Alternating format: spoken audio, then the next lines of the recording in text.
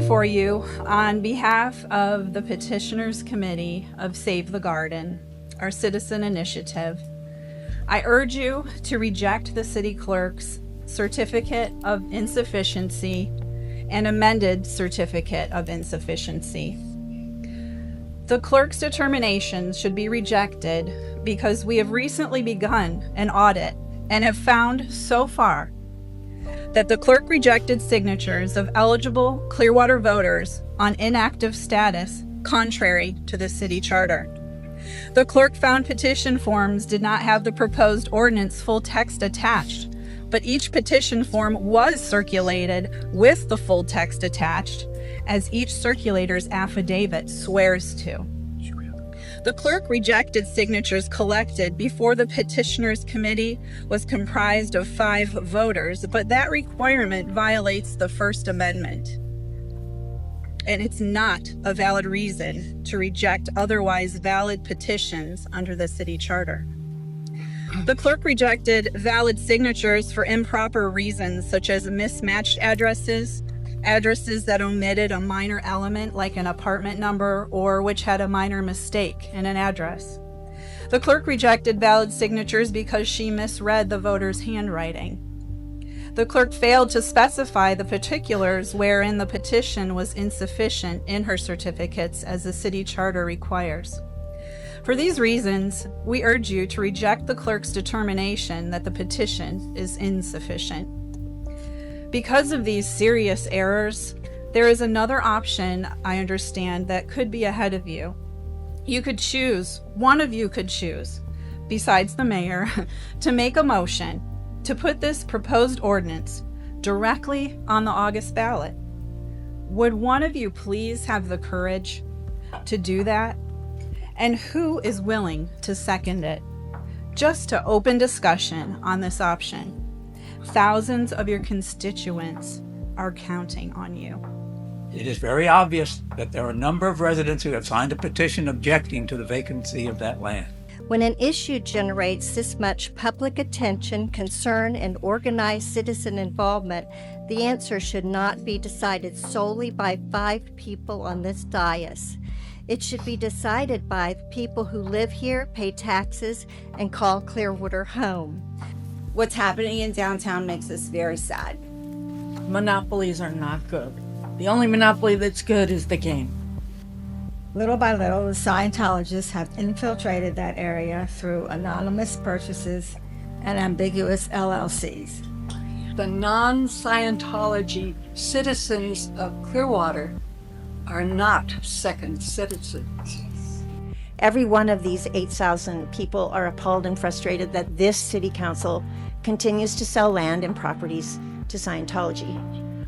Unfortunately, I feel like I'm losing faith in my city council and feel as if I have no voice, as the council seems to kowtow to an organization who erodes our tax base and offers no benefits to Clearwater except to themselves. I've been, to be honest, ashamed of our local government. How are you going to revitalize by taking away more things and making them inaccessible to the public? Why aren't you leaping at the opportunity to put this on the ballot?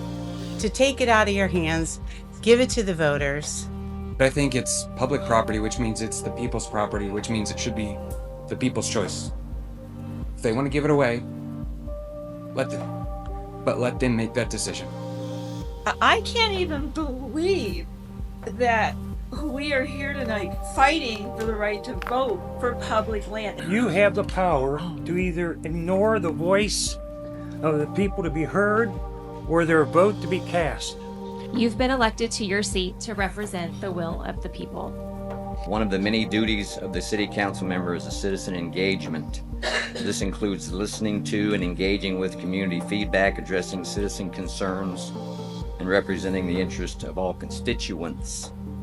Myself and many others feel this has not been done. Let the people decide the outcome of this issue at the ballot box.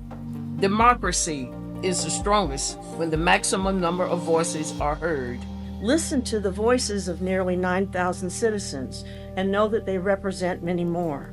Listen and silent are spelled with the same letters. And I don't think right now is the time for any of us to be silent. Please do not silence the voices of residents who took the time to participate in the democratic process. It's going to be very difficult to explain to my children who have been watching all night if you don't stand up for we the people. It's a little extra ink on a ballot. You've got 8,000 voters who are only asking you to spend a little on ink. I think we should listen to the citizens of Clearwater. Please listen to the people, what they have to say. Please don't silence my vote. Please do not silence my vote. Please do not silence my vote. Please don't silence my voice. We deserve to be heard. Do not ignore us. I would just like to say, save the garden.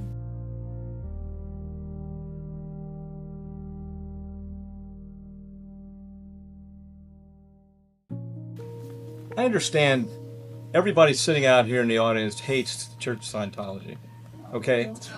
I've tried to tell people, be careful what you're signing. You're signing a petition to run Scientology out of Clearwater. You're not doing that. You're signing a petition to run developers out of Clearwater.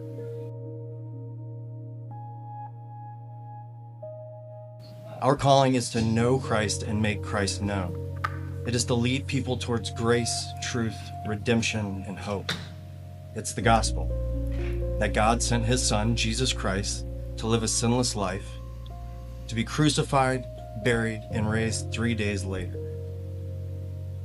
Later on, raising to the right hand of the Father God, so that when we stand before him one day, it's not our works that justify us, but the sacrifice of Christ. So when I see fellow believers, specifically in this committee, publicly defining themselves primarily through opposition to their neighbors, it begins to resemble a modern-day crusade against a religious organization, more than an effort to reflect Christ in our community. And that's disappointing.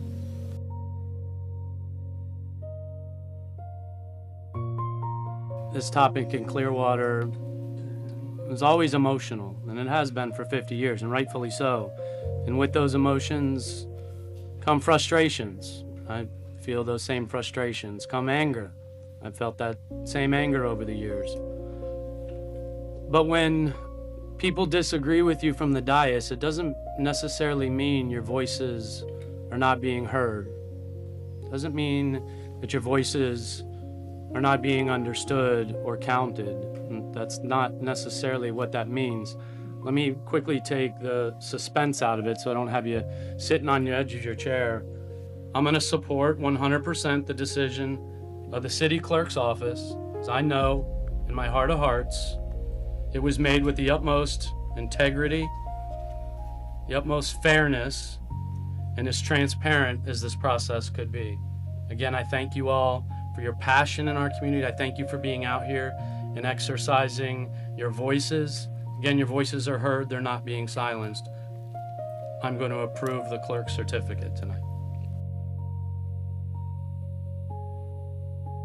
While many signatures were disqualified, even if they were counted, the petition still fell short of the required threshold.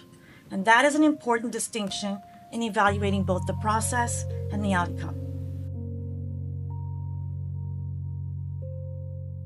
I'm going to support the clerk's determination that the petition did not have enough required signatures. Make a motion to approve the certificate of the city clerk in agenda item 7.4. Second. Okay, all those in favor? Aye. Opposed? Unanimous.